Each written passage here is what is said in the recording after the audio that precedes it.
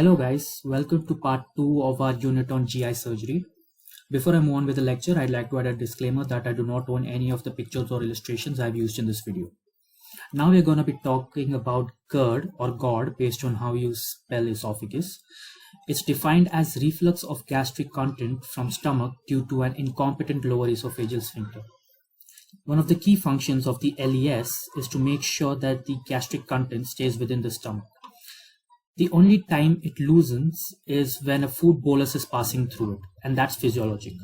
As shown here, usually the LES makes sure that the content stays within the stomach.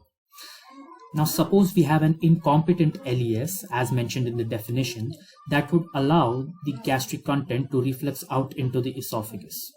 Hence, we call this condition gastroesophageal reflux disease. Now let's discuss pathology of the condition. Firstly, I'd like you guys to remember that the normal lining epithelium of the esophagus is non-keratinized squamous epithelium. Now this lining epithelium is used to being exposed to the everyday food and water that we consume. Now, in case of an incompetent LES, that would mean that the LES is not as tight as it's supposed to be. So we end up with a decreased tone of the lower esophageal sphincter. That would allow the gastric acid and other content to reflux up and out into the esophagus. Now the normal lining epithelium, as I discussed, is used to being exposed to the normal food and water that we consume. But now it's being exposed to the acid of our stomach. And it's not used to being exposed to this. Rather, I should be telling that it's not equipped to handle this. So initially, it will end up damaging this lining epithelium. And most of the cells in our body, when damaged, typically respond by inflammation. And the same happens here as well. Now, if this reflux remains for a chronic period of time, the lining epithelium decides to undergo a change to better handle this acid. So it decides to change into non-ciliated columnar epithelium. And this can better handle the acid.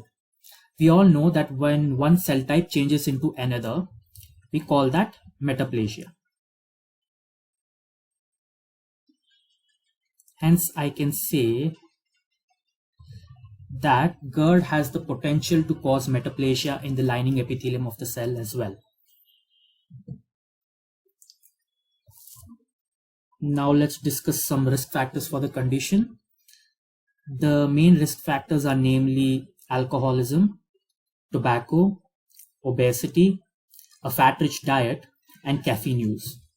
Now most of these mostly result in a decreased LES tone.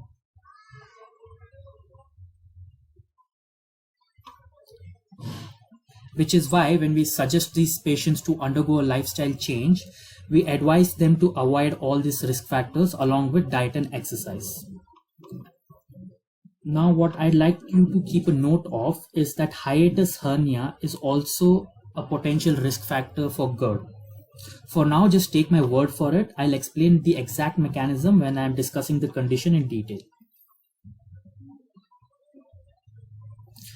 Now let's talk about clinical features. The clinical features are broadly categorized into two types, that is typical and atypical. Typical symptoms are also known as intestinal symptoms. Here the symptoms are a product of acid regurgitation into the esophagus. So the main symptom which we see here is retrosternal burning chest pain, which has both aggravating and relieving factors. This chest pain is aggravated on consuming spicy foods and assuming a leaning position, and it is relieved on consuming cold water, using antacids, and sitting up. Now atypical symptoms are also called extraintestinal symptoms. Here the symptoms are a product of acidic damage to the esophagus and the upper airway. So it mainly involves hoarseness, cough, and nocturnal asthma. Now let's talk about investigation and medical management of the condition. Now suppose we have a patient in the OPD and we suspect GERD. The first thing what we do is prescribe proton pump inhibitors along with the advice of lifestyle changes for a period of 6 weeks. And after 6 weeks, when the patient comes back to us, if there is improvement in the condition of the patient, congratulations, we can conclude that the patient has GERD, and for treatment we just continue with the proton pump inhibitors, specifically the lowest dose possible of the PPIs. But if the patient does not improve in condition after 6 weeks, then we do an endoscopy with biopsy. Now here, when an endoscopy is done for the esophagus, we call it esophagoscopy. But now there's an exception to this. We can skip this step if the patient is showing warning signs of cancer, that is sudden weight loss, anemia, and nausea and vomiting. So we can just skip the step of prescribing 6 weeks of PPIs and lifestyle modification and directly do an esophagoscopy with biopsy. Now, doing an esophagoscopy with biopsy will only show us that there is esophagitis present. It doesn't specifically tell us whether this esophagitis is due to the gastric acid. Now, to find that out, we can do a 24-hour pH monitoring, which is considered as a gold standard for confirmation of GERD. Now, after doing the esophagoscopy and biopsy, there are 4 possible scenarios. Either the patient just has a typical GERD, there's only being some inflammation at the gastroesophageal junction, that's all. So in this case, what you do is you just continue with the lowest possible dose of PPIs. Now suppose the patient is showing metaplasia. That is the next possible scenario. What we do is we increase the dose of PPI.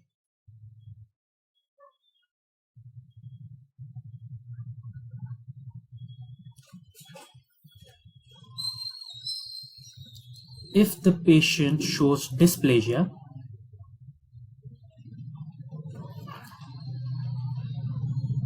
then we do continue with PPI.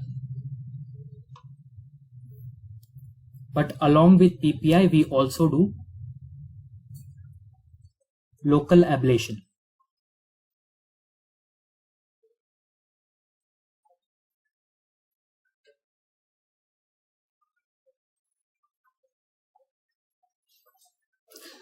Now over here, I'd like to make sure that all of you know the difference between dysplasia and metaplasia. I don't know why people get confused with that. Metaplasia is conversion of one cell type into another. The thing is, this conversion is perfect. We can perfectly make out that this is a perfectly differently formed cell. But in case of dysplasia, it is we see a lot of disorder in the cell formation. We see a bunch of immature cells as well. Whereas in metaplasia, most of them are mature, well-formed cells, even if they are a different type of cell. Then finally, the last thing which we can see after doing an esophagoscopy and biopsy is an adenocarcinoma. Now, in case of adenocarcinoma, the medical treatment would be staging and resection. We do staging and resection.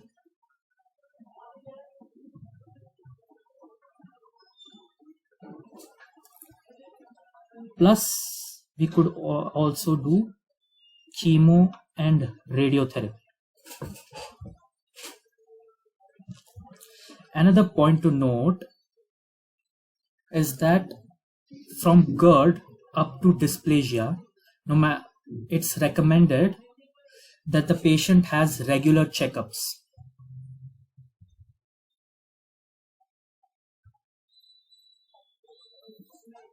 To make sure that the disease has not progressed to the next stage. And PPIs are continued in each stage.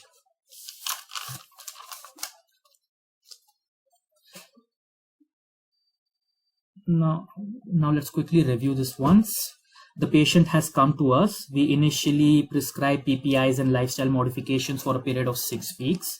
If the patient's condition improves, we continue the PPIs for with the lowest dose possible. If the patient's condition does not improve, we do an endoscopy with biopsy. It has 4 possible outcomes. When the patient has GERD, we just give the lowest possible dose of PPI. If the patient has metaplasia, we increase the dose of the PPI. If the patient shows dysplasia, along with the PPIs, we also do local ablation. If the patient shows adenocarcinoma, we do staging and resection along with chemo and radiotherapy. Additionally, we do regular checkups to make sure that the disease has not progressed. Now let's talk about surgical management. Now the medical management is the main management. The surgical management is only opted for when the patient cannot tolerate the proton pump inhibitors or the patient does not want to take medications for such a long period of time. Then we can opt for surgery. And the surgery or the procedure we use is known as fundoplication. And specifically, we use the Nissen's fundoplication. Now let me explain how this procedure works. Firstly, we bring the esophagus and diaphragm to the normal position. Then we mobilize the fundus of the stomach by ligating the short gastric arteries. And we also create a space behind the esophagus, marked by green. Then we pull the fundus behind the space to the opposite side.